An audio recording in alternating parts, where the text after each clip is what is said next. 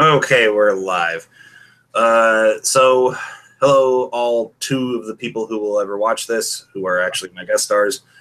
Uh, Welcome to another rant. I am your host, as always, Hunger, and with me is Pyro Strata, Hello. and Brawl just dropped out. I don't know what happened there. Oh, well. Um, That was odd. yeah. Okay, all right, well, whatever. Well, I guess it's just going to be you and I then. What the fuck? Anyway. Anyway, so today's rant is comparing old toys to new, in that we're going to go over kind of trends that have happened, stuff that Hasbro continuously does, maybe even some stuff that, there he is, he's back. Maybe even, what happened? Yeah, we were just sitting here going, what the fuck? Anyway, we'll be going over potentially some of the stuff that looks a little shady that Hasbro has potentially done. Stuff like that. So to start off with, one of the things that I wanted to talk about is the Titan Masters. Now, I've actually, everybody talks shit about the Titan Master toys because, let's face it, it's stupid to make everything a Headmaster and a Triple Changer. Hold on one second.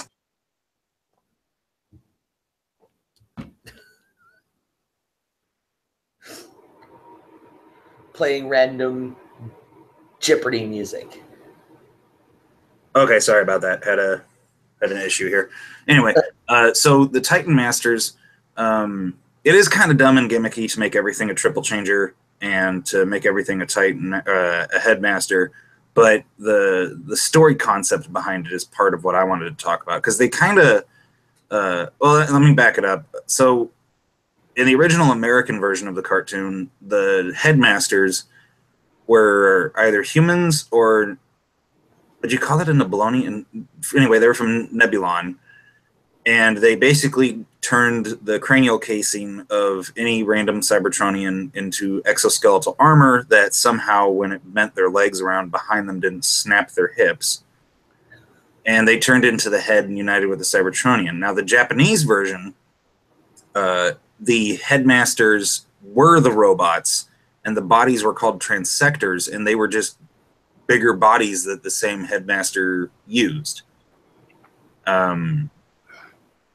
Whereas the Titan Masters are, the body is its own original character Cybertronian, but the Titan Master is its own robot that apparently enhances them.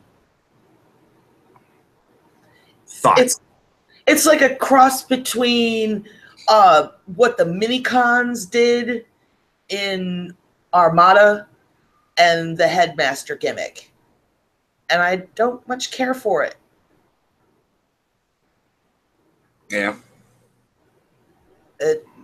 And doing it to every figure, really? No. Some of them I've liked. A lot of the Voyager class stuff that we've gotten with, and a lot of the Leader class stuff I've really liked. There's, there's been an issue with the Titan Master line with a lot of the deluxes have a lot of quality issues, like they all come out of the package loose jointed and whatnot. Yeah. But we saw that mostly drop off after the second wave. A lot of the ones that we're getting now are pretty decent. There's still the occasional issue with the head not popping on correctly and whatnot.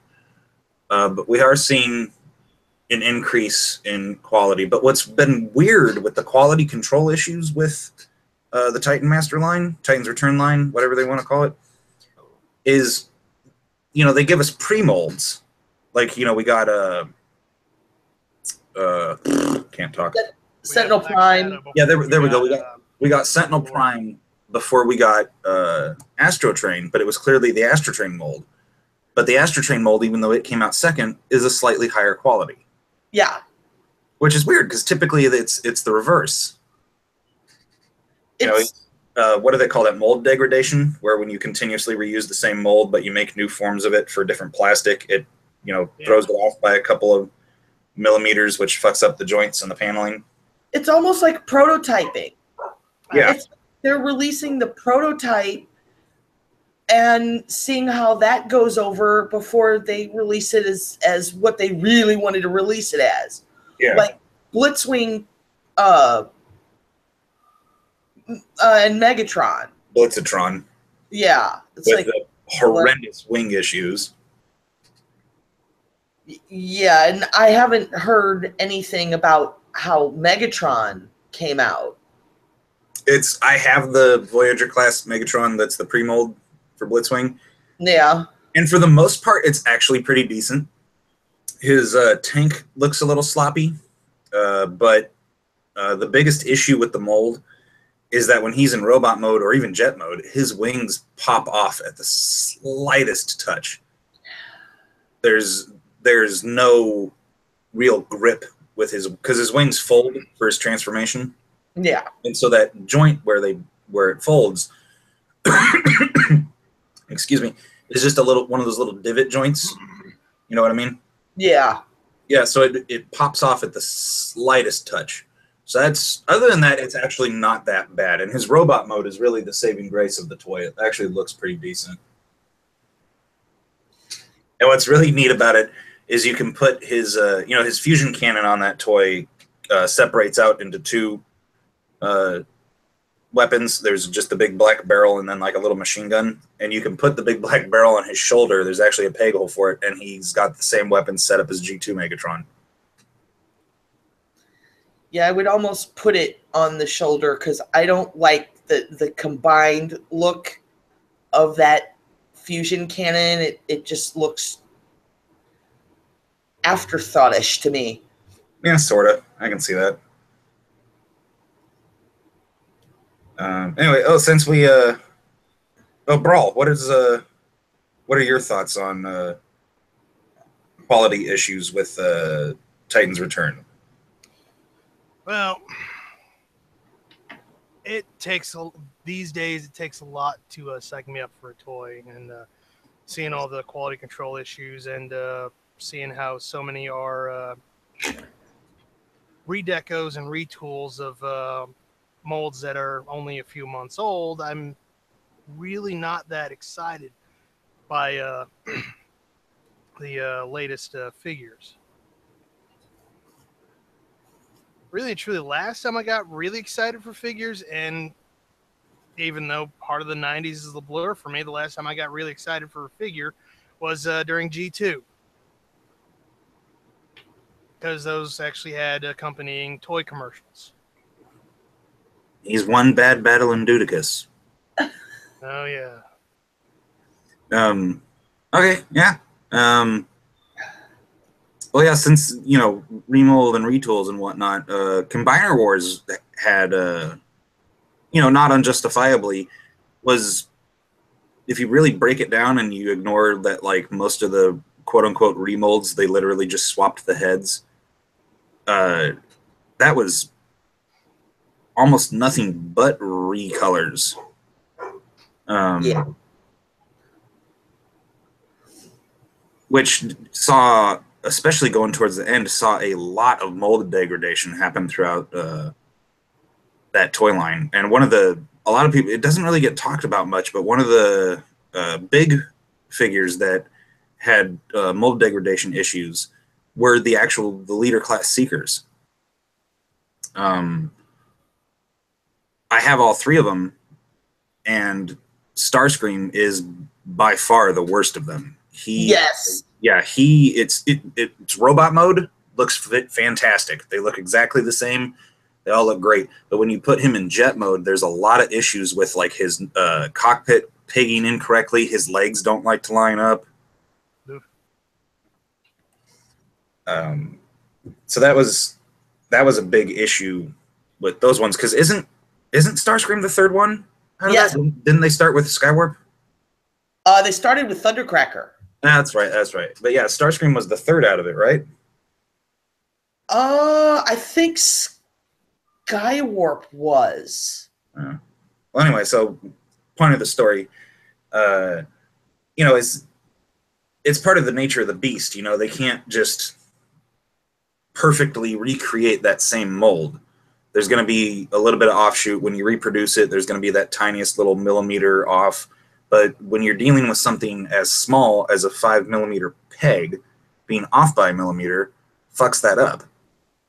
And that's, again, it's not the engineering's fault. It's just that's part of the nature of the beast. But we really, really, in the final wave of Combiner Wars, really saw a downfall of the quality in the molds because of mold degradation. Because, you know, like the same shoulder piece on one of the limb parts that forms a...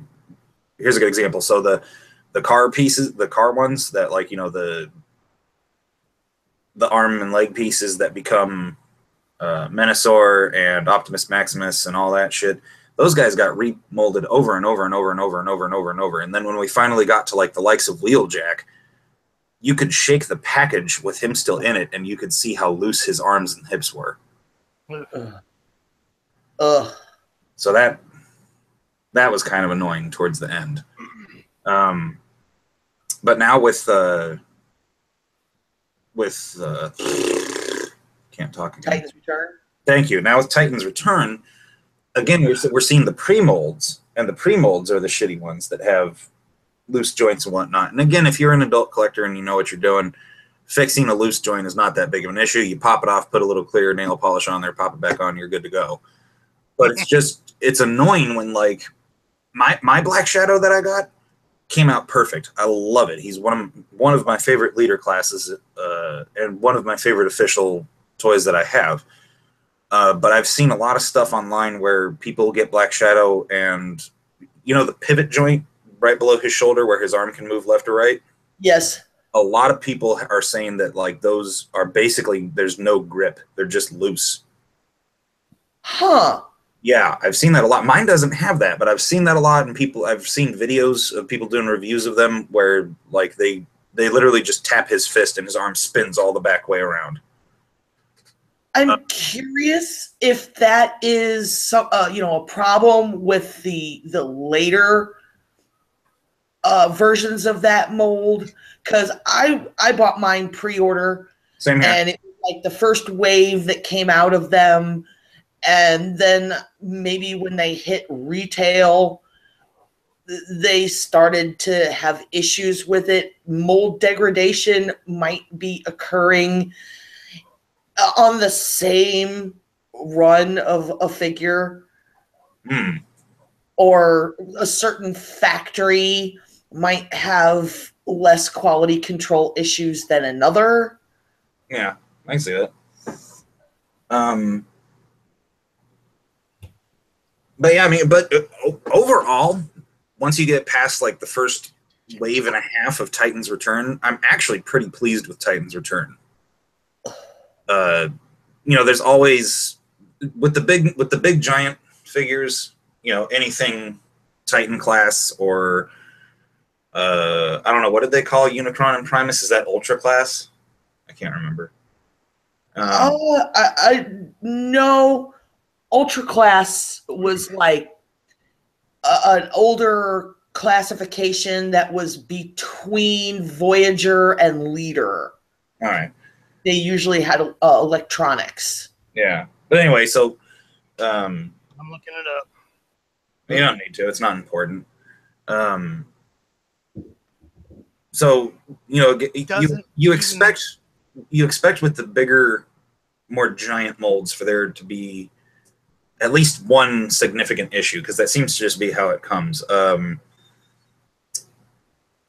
Fortress Maximus, a lot of them have issues where his when he's in robot mode, his head doesn't. It's hard to get it to look straight forward. For some reason, the neck pivot wants it to look a little bit one way or a little bit the other. With Unicron, and wow, that mold has been repurposed over and over and over and over and over, recolored. Not unjustifiably. Have you guys seen the black one? I love the black one. Anyway, I took a look at it. It was just a redeco of the Transformers 2010 Unicron, which was listed as a Supreme class. Okay. But like Trypticon in his hips, you know, with the giant molds, there's always the one significant issue, but typically they're easy to fix. But when, you know, the entire first wave of a toy line, every single deluxe has loose joints, the heads don't fit on right, the weapons don't peg properly, that kind of, you know, when it's the first exposure to this new wave of toys, the first thought is, because the very first deluxe that I got out of Titan's Return was Scourge. And it was the day he was released for general retail, so I hadn't seen anything about him yet. And I got him out of the package. I was like, oh my God, it's like a rag doll. And I still have that Scourge. And no amount of clear nail polish is going to fix how bad mine is. But, you know, when that's your first exposure to a toy line, like let's say there's like a 7-year-old who's never had Transformers toys, and the parents decide, hey, let's get him this toy. And it's the first thing you get for them, and you're the parent, and you pull it out of the packaging, and it's just this cheap little fall apart piece of crap. Are you going to want to keep buying? Are you going to want to buy your kid the more expensive one? Right. You know? Right. And that's the thing people don't think about is, especially Hasbro, you're targeting these to children. And when you're going to make a toy that's bad quality and you're offering this to children, the parents are not going to be inclined to buy another one if that one in particular is garbage. Yeah. Yeah, I mean, no. Anyway, let's move on to something that's not actually negative. I want to be in a good mood today. So a lot of times when people become new fans, even when they're older, they get exposed to stuff and they go, oh, well, that's lame that they would do this, not realizing that it's a gimmick or a policy or whatever that's been continued from start to right now with any Transformers toy line. And one of the things that people see is like they've especially, you know, that we've seen the pre-release stuff for Power of the Primes toy line, and they're bringing back what was it called in America? Anyway, basically it's the Godmasters. They're the Prime things, and they turn into basically a glorified engine block, and they hook up to the Transformer in question. Power Masters. There we go. That is that. Okay. I couldn't remember what they were called in the U.S. I just, you know, Godmasters is what they called them in Japan. Anyway, yeah. Then there's also we're seeing Pretenders coming back. They're little tiny Pretenders, but they're still Pretenders. You know, it's a non-transforming outer shell that the smaller Transformer goes inside. And the first one I saw, I think, was Skullgrin, but he's got a little block in him that turns into, you know, a Power Master who's supposed to be Liege Maximo.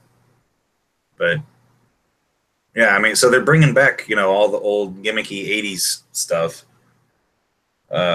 which I ultimately think is great, but I'm worried that they're going to screw it up and it's just going to be ridiculous. But a lot of my favorite fringe characters, I guess you'd call them, are in fact Pretenders. You know, so I'm kind of interested to see if we are going to get a new Thunderwing. You know, I've got that third-party Thunderwing, and that's always going to be my favorite Thunderwing. But I wonder if they're going to eventually reco the Black Shadow mold into Thunderwing, because they always do that. One will always become the other. I wouldn't be surprised if they do. No, it wouldn't surprise me. I just... but like... Ugh. Yeah, but like with remolding and whatnot, I was explaining it to my nephew the last time he was over, because he's getting into Transformers now, and he was looking at all three of my later class Seekers, and I've got the three War for Cybertron mold Seekers as well. And he was looking at them, and he was like, well, that seems really lazy that they're all the same, and all they did was recolor them. And I was like, well, they've been doing that since the very beginning back in the 80s when I was a kid. And he goes, what? And I showed him my G1 Skywarp. And I was like, yeah, so same color scheme, but they just, the same color schemes and whatnot. They just reproduced it over and over and over, and that was okay because they had it in the show like that. And he is looking at it, and he first got exposed to Transformers with Transformers Prime, and so he was like, but Starscream didn't have any other jets around him. And I just looked at him for a second, and I was like, and my nephew is old enough to pick up on when it's something that, he can pick up on people's emotions around him. And so I'm looking at him like, do you really want me to go into the various continuities of the different kinds of Transformers storylines? And he goes, no, I'm good. But yes, he will make a fine modern G1er. Good. Anyway, but it's not even just the current toy lines that are doing that. I mean, if you look as far back as even within proper G1, what's considered proper G1 toys, the Action Masters, they recycled the notion of the Target Masters for the Action Masters. The Action Masters were non-transforming Transformers. Great idea, by the way, Hasbro. But they had a weapon that turned into an animal, or vice versa, however you want to put it. So they already repurposed their own gimmick as a secondary gimmick for a new gimmick. See, that's how I got out of Transformers in the early 90s, is they gimmicked themselves to death. What is wrong with the original gimmick? I never understood the concept of putting gimmicks on gimmicks on gimmicks. Redundancy. It always leads to issues with the molds. It always leads to mold degradation, just all around terrible toys for collectors and children. I mean, don't get me wrong. I do genuinely get excited when they properly bring back something old. Like when they announced the Combiner Wars toy line, I was psyched. I knew there'd be issues. I knew there'd be stuff I wouldn't like. But when they, showed the concept pictures of like Bruticus and whatnot, I was like, oh my God, yes. And then when they unveiled the first pictures of Devastator, I was like, oh God, nerd boner. But so when they do it right, like with Devastator, I'm genuinely pleased when they bring back an old thing and they revamp it with modern technology and, better plastics and stuff like that. But then they get, I don't want to call it greedy, but yeah, they get greedy, and then they start, mass pumping out recolors and remolds, which gets mold degradation, and then it kind of kills the line. Yeah. It's sort of what I'm worried we're going to start seeing in Power of the Primes, because they're bringing back the Combiner gimmick in Power of the Primes, which I don't have an issue with that. I'm happy to see more Combiners because they finally teased us with an official prototype image of Hun-Gurrr, which, please God, let it be good. We're already getting a Predaking and that freak of nature, Volcanicus. I'm gonna reserve judgment on the toy. I don't like the idea of a Dinobot Combiner, but we'll wait to see if the toy is good or not. If it's a decent figure, I'll probably get it. Those two actually got, Predaking and Volcanicus both got some major marketing, especially since both are showing up in Earth Wars. Yeah. Yeah. Isn't Predaking supposed to be Titan scale? Yes. Awesome. Because Predaking is supposed to be bigger than the average Combiner. So I'm glad they're doing that. Scale lawyers activate. Anyway. So on that note, since I've brought up third-party figures and the new wave of stuff, we discussed this a little bit prior to the rant actually starting, but now let's talk about it real life. Is it just me, or is Hasbro slowly but systematically and purposefully producing official versions of the most popular third-party toys? Well, yeah. I mean, that's technically good business practice. Yeah. No, I'm not knocking them. That's, it's cutthroat out there. Oh, I think it's hilarious. I think it's hilarious to finally see official products, because the third parties come out with it and they're like, oh, well, Hasbro's never going to do this. So they run out and they spend $500 on like Feral Rex. And Orden, is that what they call the third party? I don't even know. I'm not spending $500 on a combiner. Nice try. And then Hasbro comes along and goes, ha ha ha, troll, and yeah, then the third party figures glut eBay. Yeah. I've only ever gotten one third party figure, and that was a Hexatron. Yeah, which have utterly glutted the resale markets since the official 6-shot came out. Yeah, he's just kind of collecting dust in the corner. Yeah. I've seen quite a few of them come up for sale recently for like super cheap. Yeah, but that's I've only seen 6-shot once in my AOR. Then again, my range of shopping is semi-limited. On that note, I'll probably expand north in the next few weeks, the closer we get to November. But like, anyway, it started, as far as I know, that started pretty much officially being Hasbro's practice back with was it Laserquake was the third party? It actually started further back than that, when they came out with Generation Springer. Oh yeah.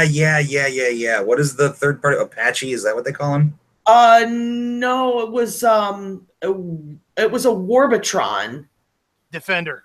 Warbatron Defender, yes. Oh, okay. Christ, And when they announced that thing.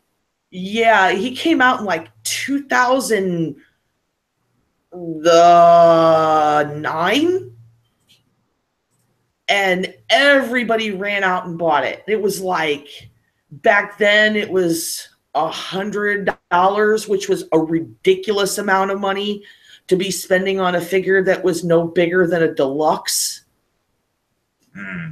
And then Hasbro released Springer, which was a far superior mold to Warbatron Defender. And yeah, then they glutted the market with Warbatron, for like $5. But wow. Yeah, Shockwave was a clear example of Hasbro trolling. I know. I mean, he is Laserwave just with different legs. Quakewave. Quakewave, thank you. He is Quakewave just with different legs. Yeah, in every way. There was a few websites that actually did side-by-side comparisons of the two, and it was just ridiculous. But I mean, what is the third-party company going to do? Sue Hasbro for taking an idea that was originally right. There? And the thing was, Quakewave was retailing at $299. Jesus. And Masterpiece Shockwave came out retailing at $149.99. Yeah. Yeah. And now, like Megatron 2.0 Masterpiece, I'm gonna wait before I get that. I'm not spending $220 on a Masterpiece. Watch the Apollyon. Watch the second markets. I have started to see Megatron 2.0 appearing on like eBay and some of the Facebook buy sell trade pages for like $150. Okay, see, I would pay that for a Masterpiece. Yeah. So I don't know how they're doing it, but I saw two of them yesterday from two different sellers going for $149 plus shipping. Mm. And it is a licensed product, Megatron Masterpiece 2.0. And he's still showing up on, I think it's Big Bad, still for like $250, $249.99. Something like that. Did you guys see that they already made a Golden Lagoon version? Oh, what? God. Yeah. I don't know if it's official or not, but I saw a Golden Lagoon version, and it's just, oh my God, it's so shiny. They made a what? Blingatron 2.0.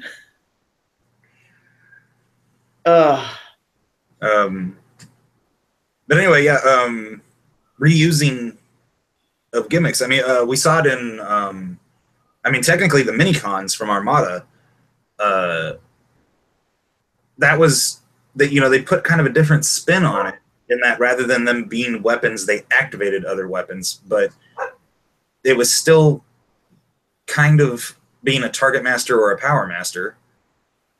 Arms microns. Yeah, Arms Micron was another one with Prime, where they, you know, they were, most of them I think turned into animals, but then they like become, you know, the Cybertron's Most Wanted BotCon pack. You know, that Megatron, his energy flail was an Arms Micron thing. It turned into some kind of little monster. They brought back a bunch of those for RID 2015, or well, the recent RID, and a bunch of them are just redecos and reuses of the mini-cons from the Power Core Combiners line. Yeah, God. Case in point, God. the one they called Blowpipe was just a ground spike that came with heavy tread. In fact, I used that one to replace my ground spike because one of the hips snapped off at the ball joint. Oh, that's always good. Ew. Only took 3 years. So yeah. So yeah, again, I don't hate it when they bring an old thing back and they revamp it. A lot of times I find I like it. Like I love my Combiner Wars Bruticus. I love my Combiner Wars Devastator. So bringing a gimmick like that back and having it be the focus of the toy line is pretty neat, because it wasn't, Combiner Wars wasn't just combiners. You know, we got the Leader and the Legion class Seekers. We got Leader class Megatron, which, by the way, I fucking love that toy. Yes. Megatron and Armada Megatron. Nah. But even though there's, with Titan's Return, there's the Bumblebee toy that doesn't, it's not a headmaster or anything. But, pretty much everything I've seen from Deluxe up is a Titan Master.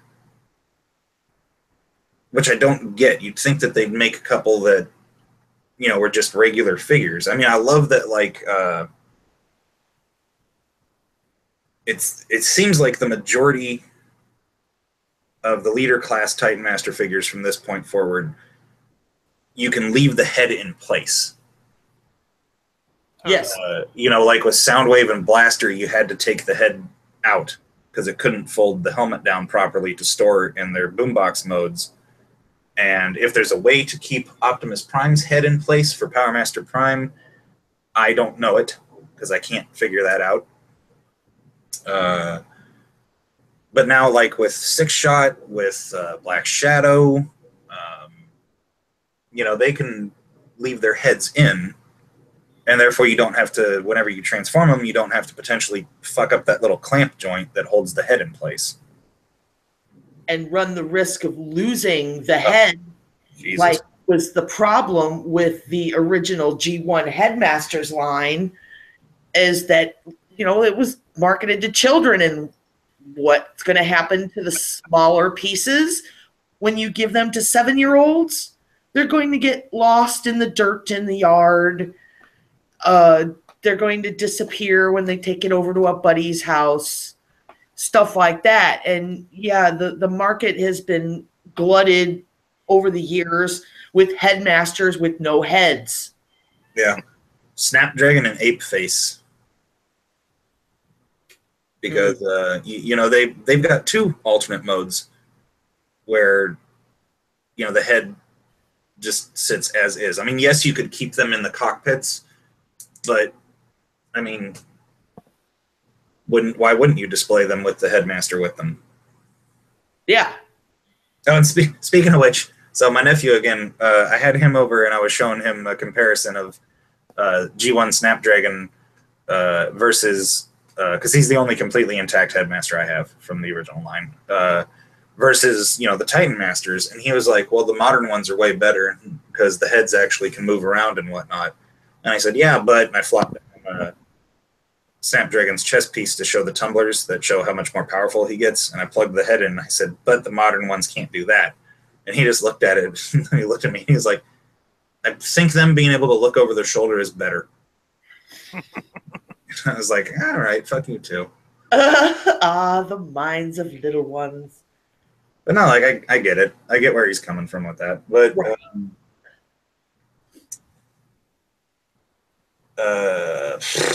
I mean, even characters that I don't care for in this, the next waves that are coming out of Titan Masters, I find myself kind of wanting the figure. Like, I don't care for Windblade, but I have her Generations toy.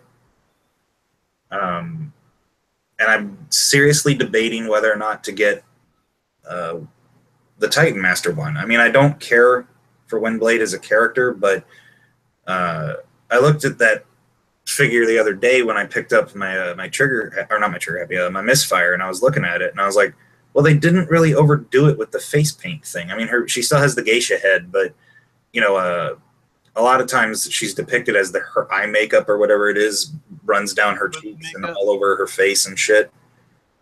And the Titan one, it just is basically just two little, like lower eyelid eyelashes, basically, is what it looks like. And it actually is not overly done. I still hate the hair, but I'm seriously debating getting it. So I'm pleased to see that mold quality has increased throughout this toy line. And I take that as that Hasbro learned its lesson from mold degradation that they caused in the later waves of Combiner Wars. So I am genuinely looking forward to Power of the Primes. And yeah, any thoughts on that? You must be the only one that's looking forward to Power of the Primes. So far, what we've seen has met the community with an overwhelming meh. Other than Predaking, that's what I'm looking everything for. Else is just like, maybe. There was no excitement like when they revealed at what convention did they reveal this stuff at? San Diego Comic-Con, I think. The reaction, the overall reaction from the audience was lukewarm at best. There was no, waves of screaming that shorted out mics that is normal when they release images from a new line. I only saw that when they introduced Predaking. And myself, I looked at what I saw and I was not at all impressed. I'm not looking forward to Power of the Primes, and that really bothers me. Now, I'm also holding out hope that what we saw was just a small snippet of what's to come.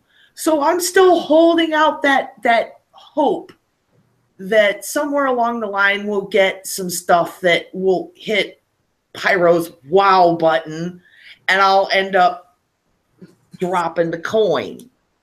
Well, while I'm looking forward to Power of the Primes and what we might see, I'm actually worried that with Trypticon, they sort of jumped the shark.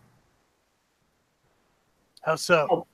I'm worried that, because Trypticon is a fabulous toy. Yes. Hip issue aside, Trypticon is a truly fabulous toy, and I'm worried that, I mean, you need to provide what your target customer wants in order to get them in, but I'm worried that by giving us, because they went from, with Titan scale figures, they went from, not counting Devastator, they went from Metroplex, which was an unprecedentedly good toy. Yes. And then they retooled it into Fort Max, who, while not terrible, is not all that good. Then immediately from that, they gave us Trypticon. Now, going in a downward and then back upward arc like that, I'm worried that the next legitimately Titan toy, you know, not Predaking, but I'm worried that, like, if they ever give us another, like a Titan class Scorponok, I'm worried it's going to be another shitty half-done mold. And I'm worried if that's finally what's going to kill the toy line. Because while I'm looking forward to some of the stuff in Titans Returns, or not Titans Returns, Power of the Primes, I'm worried that, like, a later release is potentially going to kill it. Because, like you said, most of the fans are kind of going meh. So I'm worried that the toy lines will get killed by that. Well, you see, the thing that I'm thinking is when they put out the voting for the 3 choices for the upcoming Titan. Yep. And they gave us Omega Supreme, Scorponok, and Trypticon. Now, in my thinking, Hasbro already had all 3 molds mocked up already. Okay. Because they didn't know who was going to win. So I'm thinking that, yeah, they're going to be, you know, should they release, and I am almost 100% sure that we are going to see a Titan Omega Supreme and a Titan Scorponok at some time somewhere along the lines. My guess is that the next one we're going to see is going to be Scorponok, and it's going to be an original mold. Here's hoping. Yeah. Because, I mean, they released 2 Titan Autobots.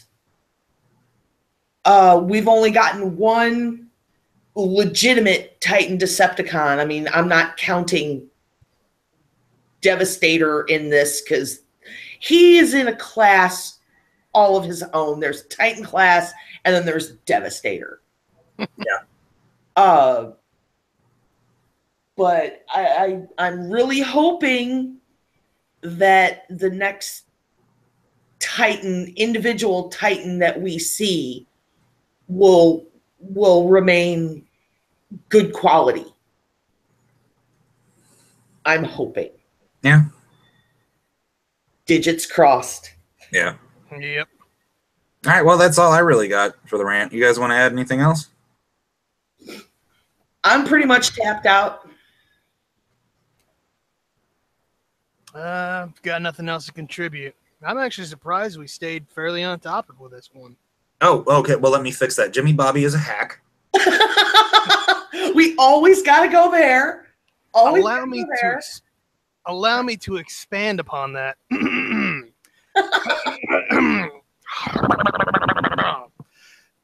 Fuck you, IDW.